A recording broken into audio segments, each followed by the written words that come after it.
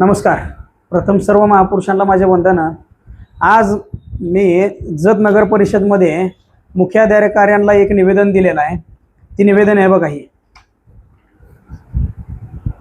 ही जी निवेदन आहे काय, ही निवेदन ह्याच्यामध्ये असं आहे की आपल्या जत शहर ह्याच्या अगोदर 2012च्या अगोदर पंचायत समितीच्या अंडर म्हणजे पंचायत समिती गणामध्ये मोडलं जात होतं. त्यावेळेला आपल्या इथं नगरपालिका ग्रामपंचायत होती.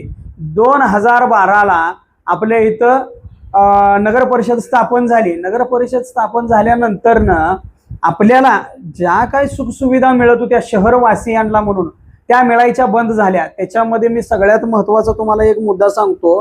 काय पहिलं आपलं शिक्षणाच्या बाबतीमध्ये जे हे आहे ना विभाग, तो नगरपालिकेला जोडला गेला पाहिजे होता. जसं बांधकाम आहे तसं शिक्षण विभाग, क्रीडा विभाग आणि तसंच सगळ्यात महत्त्वाचं म्हणजे विशेष घटक योजना, ही विभाग जे आहेत ना ही नगरपालिकेला जोडली गेली त्याच वेळेला पाहिजे होती. आणि तिथं त्यांच्या वेगवेगळे सेक्शन डिपार्टमेंट पाहिजे होते. ती आपल्या नगरपालिकेला फक्त आणि फक्त बांधकाम विभाग हा एकच आहे. मग ह्यात होते काय माहित आहे का, पहिलं शिक्षण विभाग जो आहे का नाही, शिक्षणाचा विषय जो आहे का नाही, ही नगरपालिकेच्या माध्यमातून ज्या ज्या ठिकाणी शाळा आहेत त्या ज्या नगर परिषदेच्या हद्दीमध्ये वाड्या वस्त्या किंवा गल्ल्या आहेत तिथं शाळा आहेत त्या बरं त्या चालू आहेत का नाही, त्या तिथं शाळा चालू करायला लागतील का. मग ती बालवाडी असेल, अंगणवाडी असेल किंवा पहिली ते चौथी शाळा असेल, अशा शाळा चालू करणे किंवा जर चालू असतील तिथं योग्य त्या वस्तू संसाधनं नसतील तर त्यांना ती पुरवणे आणि तिथल्या विद्यार्थ्यांना शिक्षणाची गुढी लावणे हे आपल्या नगरपालिकेच्या ह्या सेक्शनचं काम आहे. त्याच्यानंतर दुसरं तुम्हाला सांगतो क्रीडा क्षेत्र.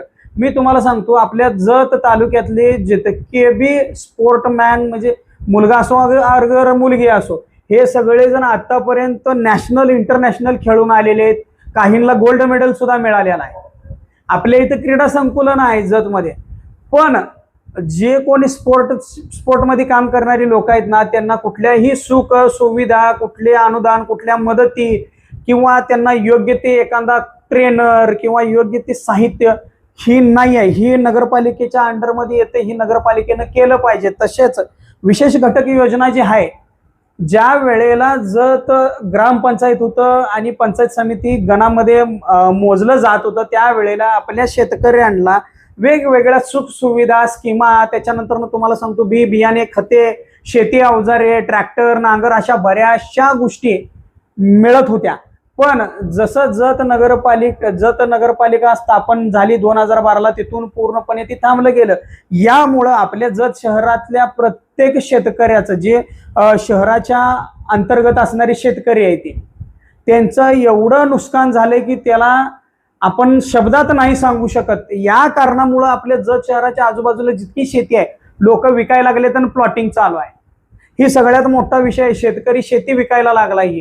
ह्याच्यामुळं मी मुख्य अधिकाऱ्यांना रिक्वेस्ट केले आणि त्यांना निवेदनही दिले की साहेब याच्यावरती तुम्ही काम करा आणि ही जी 3 सेक्शन किंवा विभाग आहेत ही आपल्या जत नगरपालिकेमध्ये सामील करून घेऊन ही जी काही प्रश्न आहेत ही सोडवा. कारण कसं आहे माहित आहे का, याच्याशिवाय आपलं शहर सुजलाम सुफलाम होणार नाही. मुलं शिकली प्रगती होणार आहे.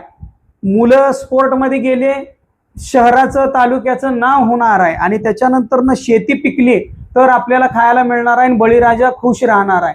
हे सगळे अत्यंत महत्त्वाचे मुद्दे आहेत.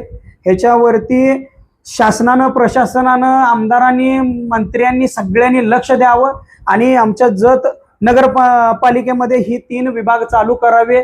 मी ही अशी आशा बाळगतो आणि मनापासून रिक्वेस्ट करतो. जर असं नाही झालं तर मी तीव्र प्रमाणामध्ये मी आंदोलन करणार आहे आणि ह्या वेळेला मात्र मी मागं सरणार नाही.